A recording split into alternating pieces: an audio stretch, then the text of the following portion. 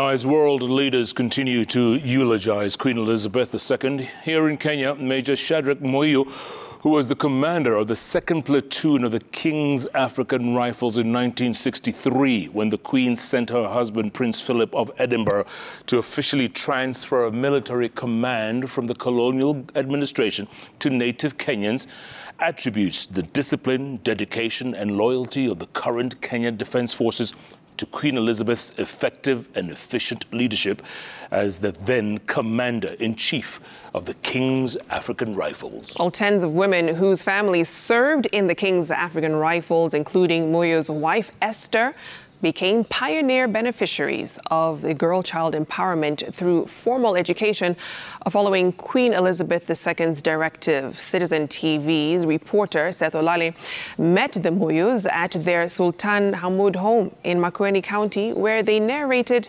their direct and indirect relationship with the fallen monarch.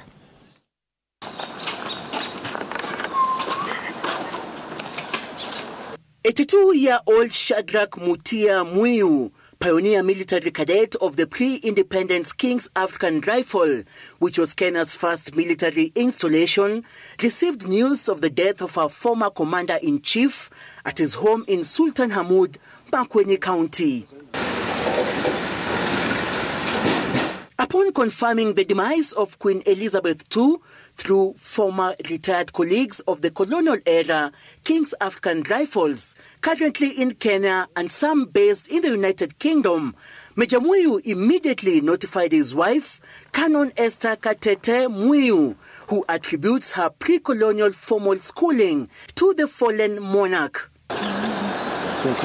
Muiu, who joined the King's African Rifle in 1958 when the youthful Queen Elizabeth II was the commander-in-chief, recalls the discipline installed by the monarch to the forces through hard training. The former serviceman attributes the then discipline as the towering foundation being currently witnessed in the Kenya Defence Forces. Wakati ulengia Simba usiku zinaanza kuja. Bahati hii nomadic tribe nilikuwa natukana moja. Wakati nataka kuruka, natandika. You know, your neighbor all the time. Okay? Who is my neighbor next to you? Ndio unaona that cohesion in the forces. Yeah? It's a crude organ sort of police na kila mali. Hiyo ndio inafanya Kenya kusimama. Muiu, who had just turned 18 years old when he joined the colonial King's African Rifle, together with his colleagues, were the second lieutenants having arrived from military training in Great Britain. Upon arrival in Kenya in the early 60s, Muiu and his colleagues took over command of platoons in the 3rd Battalion in the King's African Rifles under the command of Lieutenant Canon Jackson Kimeu Mulinge, who later rose to full general, assuming full command of the military. Muiu says, unlike her father King George VI, Queen Elizabeth did not resist the wave of independence calls that started sweeping across British colonial states. Now, for you to understand the history of Queen Elizabeth in Kenya now, she actually came to bring change. Okay? Remember, she was not involved. It's like you taking over problems of your father. They are not your problems, but you try to leave the negative side and have to work positive. You change the attitude itself.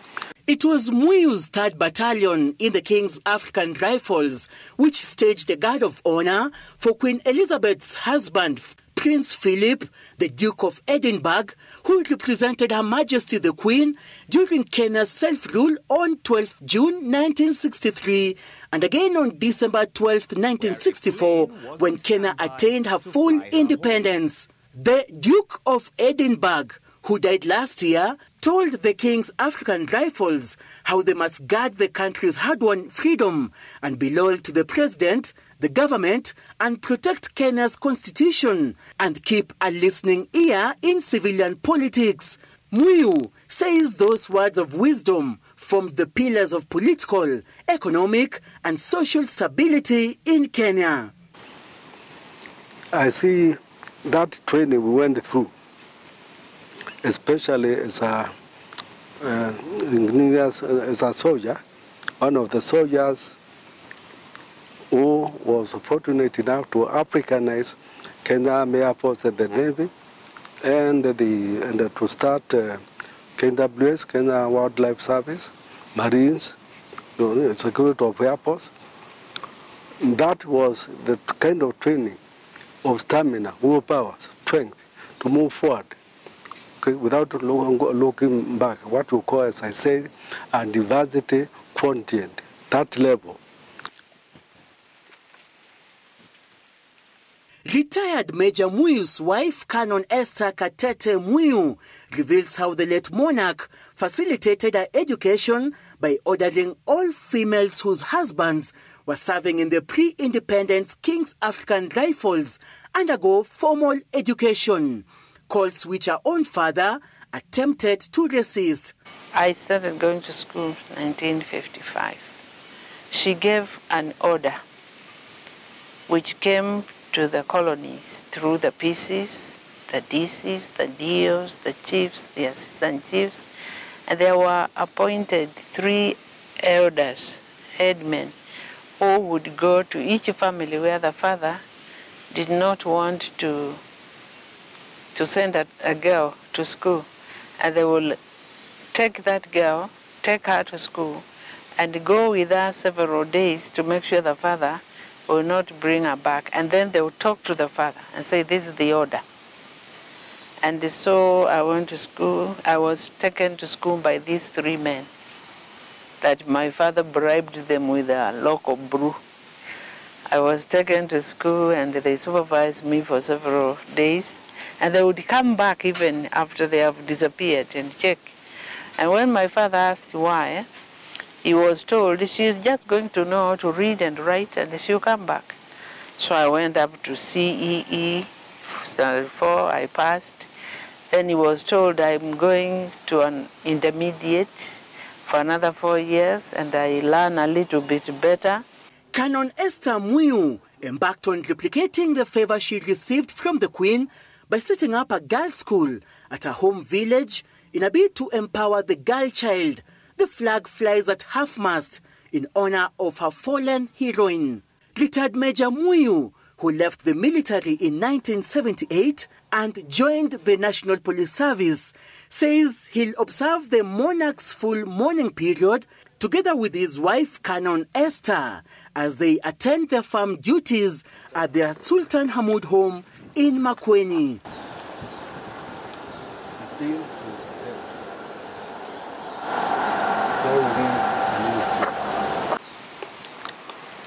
The Queen is dead.